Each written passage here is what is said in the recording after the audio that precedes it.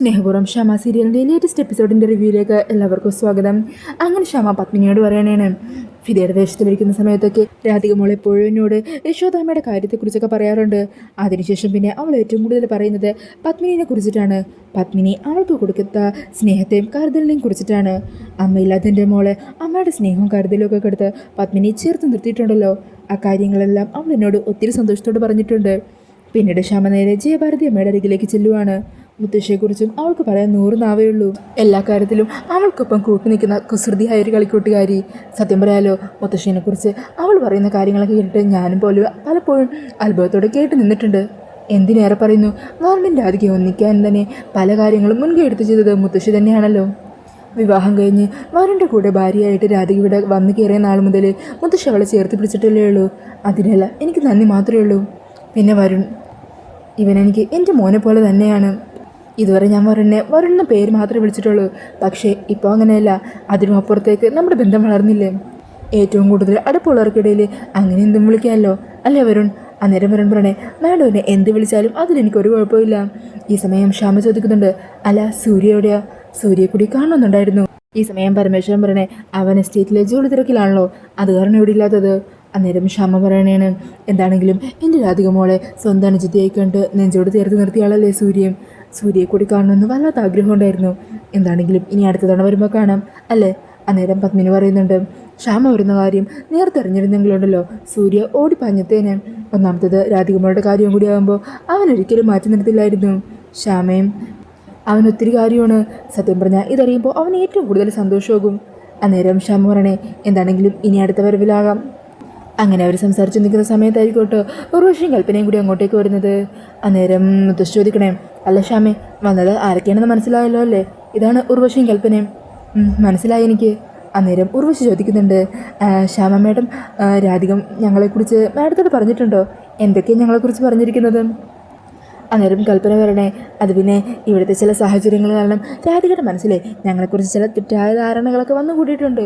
അത് കാരണം ഞങ്ങൾ പ്രത്യേകം ആ കാര്യം എടുത്ത് ചോദിച്ചതും. അന്നേരം ക്ഷമ പറയണേ, ഞാനാരെ മുൻവിധിയോടുകൂടി കാണാറില്ല. ഈ സമയം ഉർവശി പറയുന്നുണ്ട്, എന്നാലും ക്ഷാമയുടെ മകളാണ് രാധിക എന്നറിഞ്ഞപ്പോഴുണ്ടല്ലോ സത്യം പറഞ്ഞാൽ ഞങ്ങൾക്ക് എത്ര സന്തോഷമെന്നറിയോ. ഇത്രയും വലിയൊരു സെലിബ്രിറ്റി നമ്മുടെ ഒരു ബന്ധുവാകുമ്പോൾ നമുക്ക് അതിൽ പറഞ്ഞറിയിക്കാനാത്ത സന്തോഷമായിരിക്കുമല്ലോ അല്ലേ കൽപ്പനെ? പിന്നെ അല്ലാതെ രണ്ടുപേരെയും മുഖസദൃശം കാണുമ്പോൾ തന്നെ അറിയാമല്ലോ അമ്മയും മോളുവാണെന്ന്. അങ്ങനെ ഓരോന്നൊക്കെ പറഞ്ഞ് ക്ഷാമനെ രാധികനെ പൊക്കിയടിക്കുന്നുണ്ട് കേട്ടോ. അവരുടെ വാക്കുകളൊക്കെ കേട്ട് രാധിക തന്നെ അന്തപ്പെട്ട് നിൽക്കുവാണ്. ഈ സമയം വരൻ ചോദിക്കണേ, അല്ല മുത്തശ്ശി, കുറച്ചു നേരം മുമ്പ് വരെ ഇവരിങ്ങനെയൊന്നുമല്ലല്ലോ പറഞ്ഞത്. എന്നാലും ക്ഷാമ മാഡത്തിനെ കണ്ടു കഴിഞ്ഞപ്പോൾ മുതൽ എത്ര പെട്ടെന്ന് ഇവർക്ക് ഭാവമാറ്റം ഉണ്ടായത്. സത്യം പറയാലോ, ഞങ്ങൾക്ക് വിശ്വസിക്കാൻ പോലും പറ്റുന്നില്ല. ഈ സമയം പത്മിനി പറയുന്നുണ്ട്, ക്ഷമേ, എന്താണെങ്കിലും അത്ര പെട്ടെന്നൊന്നും വിടില്ല കേട്ടോ. ഇവിടുന്ന് ഭക്ഷണമൊക്കെ കഴിച്ചതിന് ശേഷം പോയാൽ മതി.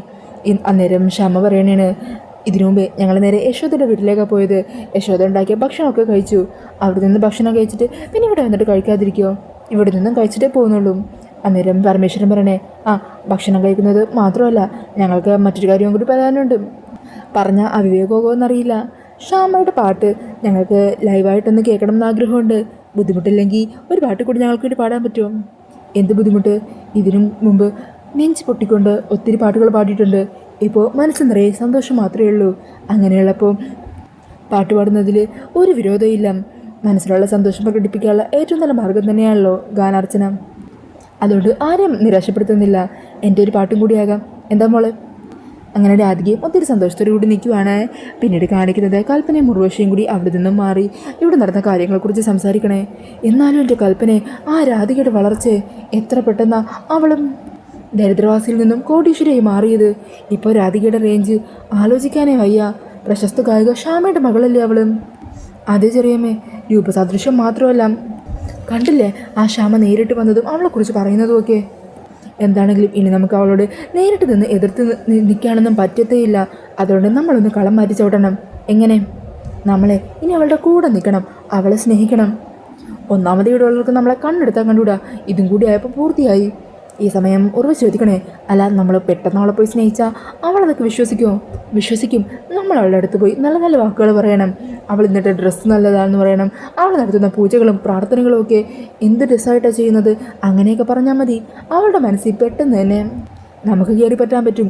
ഇങ്ങനെയുള്ള പാവത്തങ്ങളെയൊക്കെ കയ്യിലെടുക്കുന്നത് ഈ രീതിക്കാണോ? ഈ രീതിക്കാണല്ലോ.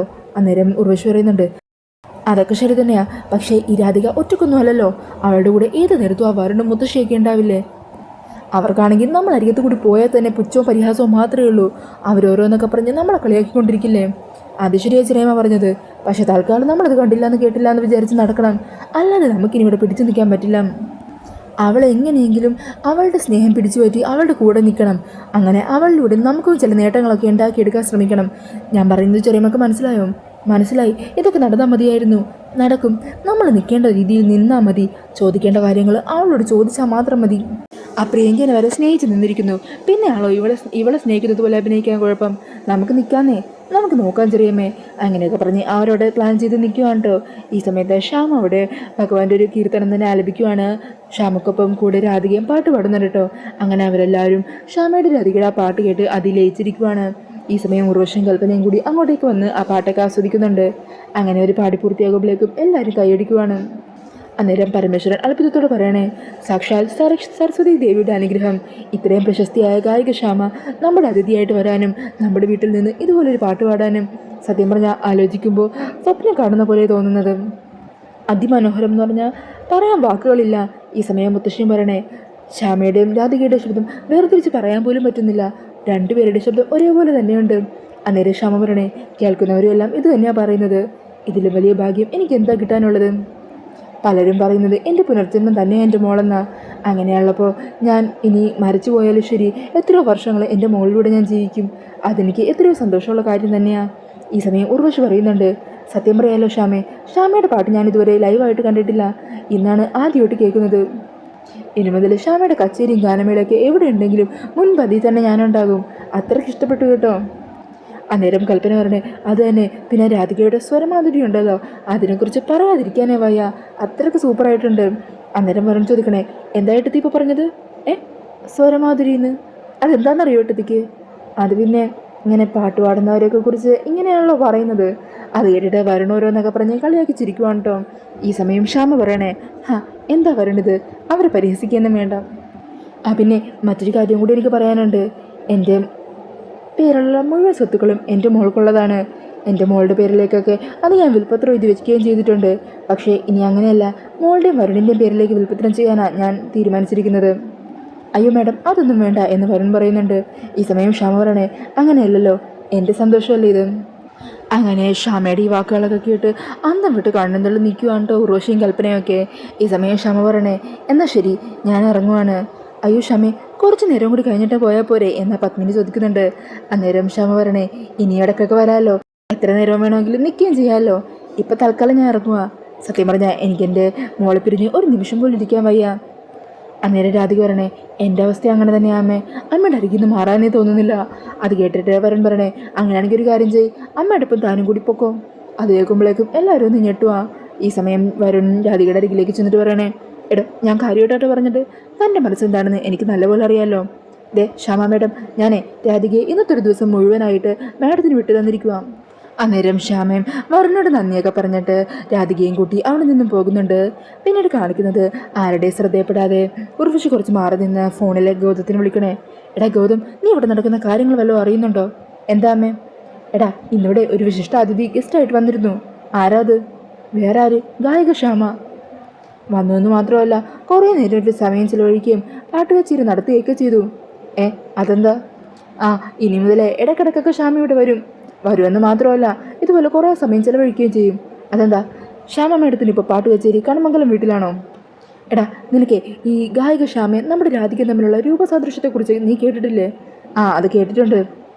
അതിൻ്റെ പേരിലാണോ അവരവിടെ വന്നത്? അല്ലെങ്കിൽ ഈ സെലിബ്രിറ്റീസൊക്കെ അങ്ങനെയാകുമ്പോൾ കുറേ സോഷ്യൽ മീഡിയക്കാരും കൂടെ വന്നിട്ടുണ്ടാകുമല്ലോ. ഇതുപോലെ സോഷ്യൽ മീഡിയയിൽ നല്ല ഇമേജ് കിട്ടാനായിട്ട് അവരിതുപോലെയുള്ള ഓരോ കോപ്രായങ്ങൾ കാട്ടിക്കൂട്ടുമല്ലോ.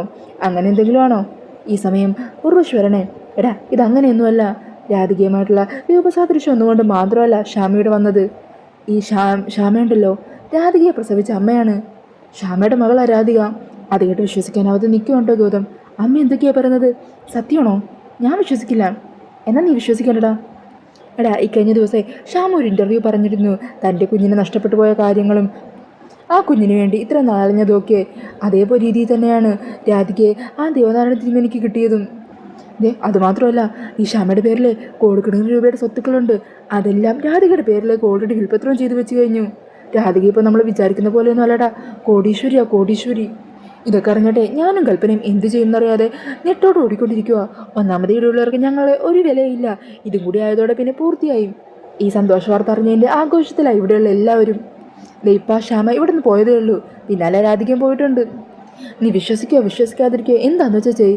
എന്നാണെങ്കിലും നീ ജയിലിലേക്ക് പോകുമ്പോൾ അച്ഛനെയും കൂടി വിവരം അറിയിച്ചേക്കും. എന്നാൽ ശരി. ഇതൊക്കെ നിന്നോട് പറഞ്ഞിട്ട് വലിയ കാര്യമില്ലെന്ന് എനിക്കറിയാം. എന്നാലും ഇവിടെ നടക്കുന്ന കാര്യങ്ങൾ നിന്നെയും കൂടി അറിയിക്കണ്ടേ, അത് കാരണം പറഞ്ഞതേ ഉള്ളൂ. ഞാൻ വെക്കുക. അങ്ങനെ പറഞ്ഞ് ഉർവശി ഫോൺ കട്ട് ചെയ്യുവാൻ കേട്ടോ. എന്നാൽ ഈ സമയം ഗൗതമാണെങ്കിൽ ഇതെല്ലാം അറിഞ്ഞിട്ട് വിശ്വസിക്കാനാവാതെ ഞെട്ടലോട് കൂടി തന്നെ നിൽക്കുവാണ്. പിന്നീട് ഗൗതം ഈ കാര്യങ്ങളെല്ലാം ബെഞ്ചമിനെ അറിയിക്കുവാണ്. ബെഞ്ചമിനും ഇതൊരു ഷോക്കാകുവാണ്. ഗൗതം താൻ എന്തൊക്കെയാണ് പറയുന്നത്? അതേനെ, അമ്മ പറഞ്ഞത് സത്യമാണെങ്കിൽ രാധിക നമ്മൾ വിചാരിച്ചതിലും അപ്പുറത്തേക്ക് വളർന്നു കഴിഞ്ഞു. രാധികയുടെ വരുണിൻ്റെ പേരിലാണ് ശ്യാമയുടെ സകല സമ്പാദ്യം എഴുതി വെച്ചിരിക്കുന്നത്. അന്നേരം ബെഞ്ചമിൻ പറയണേ, വരുണിൻ്റെയും കടമംഗലത്തിൻ്റെ തകർച്ച അതിന് ദിവസങ്ങളിൽ കാത്തിരിക്കുമായിരുന്നു. അതിൻ്റെ ഇടയിലാണല്ലോ ഈ പുതിയ അവതാരം. എന്താണെങ്കിലും എത്രയും പെട്ടെന്ന് ഇവരെ ഒതുക്കിയേ പറ്റുള്ളൂ. അന്നേരം ഗൗതം പറയുന്നുണ്ട്, ഇതിനു മുമ്പ് ഓരോ തവണ ഇങ്ങനെയായിരുന്നു. അവൻ മുട്ടുകുത്തിക്കാമെന്ന് വിചാരിക്കും, എന്നാൽ അപ്പോഴേക്കും അവൻ എത്താൻ പറ്റാത്ത ഉയരത്തിലേക്ക് വീണ്ടും ഉയർന്നു പൊങ്ങിയിരിക്കും. ഓരോ തവണയും അവൻ്റെ മുമ്പിൽ തോറ്റു നിൽക്കാനായിരുന്നു എൻ്റെ വിധി. അങ്ങനെയൊക്കെ പറഞ്ഞു നിൽക്കുന്ന ഗൗതത്തിനെ കാണിച്ചുകൊണ്ടാണ് എപ്പിസോഡ് തീരുന്നത്. പിന്നീട് നാളത്തെ എപ്പിസോഡിൻ്റെ പ്രൊമോയിൽ കാണിക്കുന്നത് ജയിലിലേക്ക് എത്തിയിരിക്കുന്ന ആരതി വർമ്മേനെയാണ് കേട്ടോ. അങ്ങനെ ആരതി സുകുമാരിനെയും പ്രിയങ്കേനെയും സംസാരിക്കാനായിട്ട് വിളിച്ചിരിക്കുവാണ്. അവർക്ക് ജയിലിലുള്ള അതിനുള്ള അറേഞ്ച്മെൻറ്റ്സ് ഒക്കെ ചെയ്തു കൊടുക്കുന്നുണ്ട് കേട്ടോ. ആരതി അവരോട് സംസാരിക്കുവാണ്. നിങ്ങളെ രണ്ടുപേരും ജയിലിൽ നിന്ന് പുറത്തിറക്കാനായിട്ട് എന്നെക്കൊണ്ട് പറ്റും, പക്ഷേ അതിന് പകരമായിട്ട് നിങ്ങളൊരു കാര്യം ചെയ്യണം. അന്നേരം അതേക്കുന്നതും സന്തോഷത്തോടെ ഇരിക്കുവാണ് കേട്ടോ പ്രിയങ്കയും സുകുമാരിയൊക്കെ. എന്ത് കാര്യം വേണമെങ്കിലും ചെയ്യാം, വക്കീൽ സാർ പറഞ്ഞാൽ മാത്രം മതി, ഞങ്ങളെ എങ്ങനെയെങ്കിലും ഇവിടെ നിന്ന് പുറത്തിറക്കി തന്നെ എന്നൊക്കെ സുകുമാരി നല്ല താഴ്മയോടെ പറയുവാണ്. അന്നേരം ആരതി പറയണേ, ഞാനിവിടെ നിന്ന് പുറത്തിറക്കാം, പക്ഷേ അതിന് പകരമായിട്ട് പ്രിയങ്ക വരുണുമായിട്ടുള്ള വിവാഹബന്ധം വേർപെടുത്താനുള്ള ഡിവോഴ്സ് പെറ്റീഷനിൽ ഒപ്പിടണം. അതിന് തയ്യാറാണെങ്കിൽ നിങ്ങൾ ഇവിടുന്ന് പുറത്തിറക്കാനുള്ള കാര്യങ്ങളെല്ലാം ഞാൻ ചെയ്തോളാം. നിങ്ങൾ ഒന്നുകൊണ്ടും ടെൻഷൻ ആവണ്ട. അങ്ങനെ ആരതിയുടെ ഒരു ഡിമാൻഡ് കേട്ട് കണ്ണും തള്ളി ഞെട്ടലോട് കൂടി നിൽക്കുന്ന സുകുമാരനെ പ്രിയങ്കേനെയാണ് കേട്ടോ കാണിക്കുന്നത്. പിന്നീട് ആരതി വരുണിനോടും ഈ കാര്യത്തെക്കുറിച്ച് പറയുന്നുണ്ട്. ഈ സമയം ആരതി പറയണേ, വരുണിൻ്റെ രാധികയുടെയും സമാധാനത്തോടെയുള്ള തുടർന്നുള്ള ജീവിതത്തിന് വേണ്ടിയിട്ടാണ് ഞാൻ ഇങ്ങനൊരു കാര്യം തീരുമാനിച്ചത്. അന്നേരം വരുൺ പറയണേ, അവർ മാഡത്തിന് തന്ന വാക്ക് പാലിക്കുമെന്ന് തോന്നുന്നുണ്ടോ? അവരെ ചതിക്കാനായിട്ട് ഒരു മടിയില്ലാത്തവരാ. മുമ്പ് അവൾ എൻ്റെ കയ്യിൽ നിന്നും 5 കോടി രൂപയോളം വാങ്ങിച്ചിരുന്നു, എൻ്റെ ജീവിതത്തിൽ നിന്ന് ഒഴിഞ്ഞു പോകാമെന്ന് പറഞ്ഞ്. എന്നിട്ട് അവൾ ആ വാക്ക് പാലിച്ചോ? ഇല്ലല്ലോ. അന്നേരം ആരതി പറയണേ, പക്ഷേ ഇതങ്ങനെയല്ല വരുൺ. എന്നെ ചതിച്ചാൽ അതിനുള്ള ഭവിഷ്യത്ത് എന്താണെന്ന് അവരെ ഞാൻ അറിയിച്ചിരിക്കും. നിയമപരമായിട്ട് വരുണിൻ്റെ ഭാര്യ പ്രിയങ്കയാണ്. അങ്ങനെയുള്ളപ്പോൾ കോടതിയിൽ നിന്നും വരുണിനും രാധികയും തമ്മിൽ പിരിഞ്ഞു താമസിക്കാൻ വരെ ഒരു ഉത്തരവ് ഉണ്ടാക്കാൻ പ്രിയങ്കയെ കൊണ്ട് സാധിക്കും. അത് തടയാനാണ് എൻ്റെ ശ്രമം. അങ്ങനെയൊക്കെ പറഞ്ഞു നിൽക്കുന്ന ഈ ഒരു സീനൊക്കെയാണ് പ്രൊമോയിൽ കാണിക്കുന്നത്. അപ്പോൾ ഈ ഒരു വീഡിയോ ഇഷ്ടമായിട്ടുണ്ടെങ്കിൽ മറക്കാതെ വീഡിയോ ഒന്ന് ലൈക്ക് ചെയ്യണേ. ഇതുപോലുള്ള കൂടുതൽ റിവ്യൂസിനായിട്ട് ഈ ചാനലൊന്ന് സബ്സ്ക്രൈബ് ചെയ്തും കൂടി സപ്പോർട്ട് ചെയ്യണേ. താങ്ക്